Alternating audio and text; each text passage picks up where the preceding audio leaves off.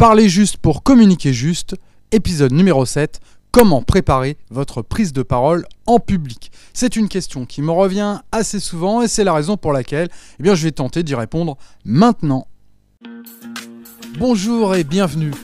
Parlez juste pour communiquer juste, le podcast pour vous aider à devenir performant dans vos prises de parole. Je suis Silver Durand, speaker, animateur ou maître de cérémonie et surtout coach en prise de parole. Le bonheur de pouvoir vous transmettre ma passion. Savoir prendre la parole, c'est inévitable et incontournable aujourd'hui. C'est pourquoi je vais, à travers ce podcast, vous partager mes expériences, mes outils pour maîtriser parfaitement l'art oratoire, être impactant pour parler juste, pour communiquer juste.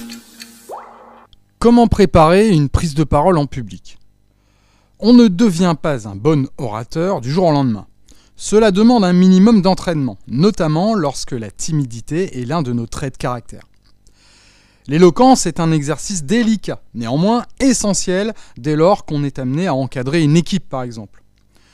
Pour manager, maîtriser l'art oratoire, c'est une qualité utile dans bien des circonstances. Animer une réunion, motiver ses équipes, asseoir son leadership, présenter un projet, une idée novatrice à ses supérieurs, etc. L'enjeu est de taille, imposer ses idées et sa personnalité via des prises de parole devant des interlocuteurs n'adhérant pas forcément d'emblée à vos positions, ce qui permet de construire un crédit personnel et d'asseoir un certain leadership auprès de vos collaborateurs. Tout le monde n'est pas forcément à l'aise dans ces moments-là. Pour communiquer efficacement, le discours en lui-même est important. Mais les conférenciers le savent. La gestuelle, l'attitude, le ton employé sont autant d'éléments intrinsèques à une bonne communication orale. Ils concourent tout autant, sinon plus, à faire passer le message.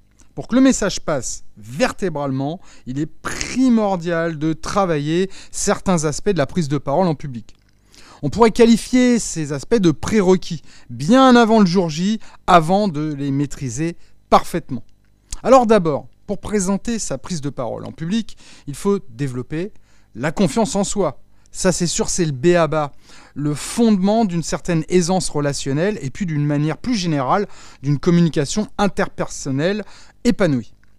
Pour être à l'aise avec les autres, il faut avant tout être à l'aise avec soi-même. Alors pour cela, il est nécessaire de savoir se détacher du regard des autres, de regagner sa propre confiance. Cela passe par un travail sur son affirmation de soi. Répétez vos points forts, les qualités sur lesquelles vous pouvez vous appuyer sans hésiter. Deuxième point, listez les petites et les grandes réussites. Elles sont autant d'appuis qui aideront à regagner confiance en vous. Bien sûr, vous laissez le droit à l'erreur. C'est ainsi que l'on apprend. Ensuite, commencez par oser prendre la parole. Lorsqu'on se sent à l'aise avec ses interlocuteurs, c'est tout de suite mieux. Je vous conseille de procéder par petites touches. Le challenge se transformera en plaisir et induira de plus gros défis oratoires. Dans la préparation à la prise de parole en public, il faut impérativement également apprendre à mieux gérer son stress, votre stress. C'est un ennemi redouté, mais c'est aussi votre meilleur allié. Ainsi, le trac généré par une prise de parole en public, c'est l'expression d'une appréhension, d'une peur, sans doute de décevoir, ou de ne pas être à la hauteur. Cela dénote donc un certain respect des personnes à qui l'on doit s'adresser. Appréhender une présentation en public est ainsi plutôt bon signe. Cependant, il est essentiel d'apprivoiser vos peurs afin de conserver le bon stress, celui qui agit comme un moteur et non comme un frein. Le premier point, c'est d'identifier les causes de votre anxiété. Le second point, c'est de prendre un minimum de recul. Ensuite, organisez votre travail efficacement. Osez dire non. Apprendre également à déléguer. Par ailleurs, il existe quelques techniques qui, maîtrisées et pratiquées régulièrement, aident à faire rapidement retomber la pression, comme des exercices de respiration, de relaxation ou encore la visualisation. Pour la préparation, forcément, on ne peut pas passer à côté du langage non verbal. Votre gestuelle, vos attitudes, l'intonation, les regards sont aussi importants que les mots employés dans votre discours. Il est donc essentiel de travailler votre communication non verbale avant de vous jeter dans la fosse. Alors, lors de votre intervention, il faut veiller d'abord à garder les 2 pieds bien ancrés au sol. Évitez de se reposer sur une seule jambe. Ça évoque inconsciemment aux interlocuteurs une certaine fragilité, un manque de confiance en vous et donc de crédibilité. Gardez une posture libre et confiante. Ça veut dire, par exemple, en présence d'un pupitre, il faut éviter de s'accrocher.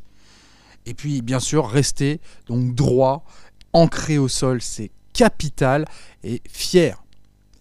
Regardez l'ensemble de votre public. Oui, accrochez quelques regards sentis comme captés bienveillants. Ça, c'est hyper important. Vous repérez dans la salle. Forcément, il y a des bons regards. Et c'est sur cela qu'il faut s'appuyer. Mais balayez régulièrement l'assemblée du même regard. Il faut impérativement que chaque interlocuteur soit concerné. Et pour cela, rien de tel que le regard. Le regard dans les yeux, bien sûr, un regard sincère. Pensez à utiliser vos mains lorsque vous prenez la parole. Il est important de les utiliser pour illustrer vos propos, pour y mettre de la cohérence et puis pour garder toute l'attention du public également. Dans votre préparation, il faut aussi vous entraîner à parler clairement et suffisamment fort pour être entendu de tous. Et pour cela, bien rien de tel que de s'approprier le lieu de votre intervention. Faites en sorte que tout le monde vous entende parfaitement, du premier rang jusqu'au dernier. Une fois le non-verbal maîtrisé, il est temps de se pencher sur la communication verbale. Parfaire votre expression orale, la diction, le vocabulaire, les tournures de phrases. Alors ça commence par une excellente élocution. Faire pour cela quelques exercices afin de parfaire votre diction. Apprenez à poser votre voix et bannir absolument tous les mots parasites, les les donc, les alors, les voilà, etc. Apprivoisez les silences et en faire une véritable arme de persuasion. Utilisez un vocabulaire adapté à vos interlocuteurs. Parlez simplement. Utilisez des phrases, des formules simples. La simplicité, c'est ce qu'il y a de plus sûr pour que tout le monde puisse bien vous comprendre. Préférez des phrases plutôt courtes plutôt que des phrases à rallonge dont on perd rapidement le sens. Donnez du rythme et de la vie à votre intervention. Il faut aussi veiller à toucher vos interlocuteurs, et bien tout simplement en jouant sur la carte émotionnelle.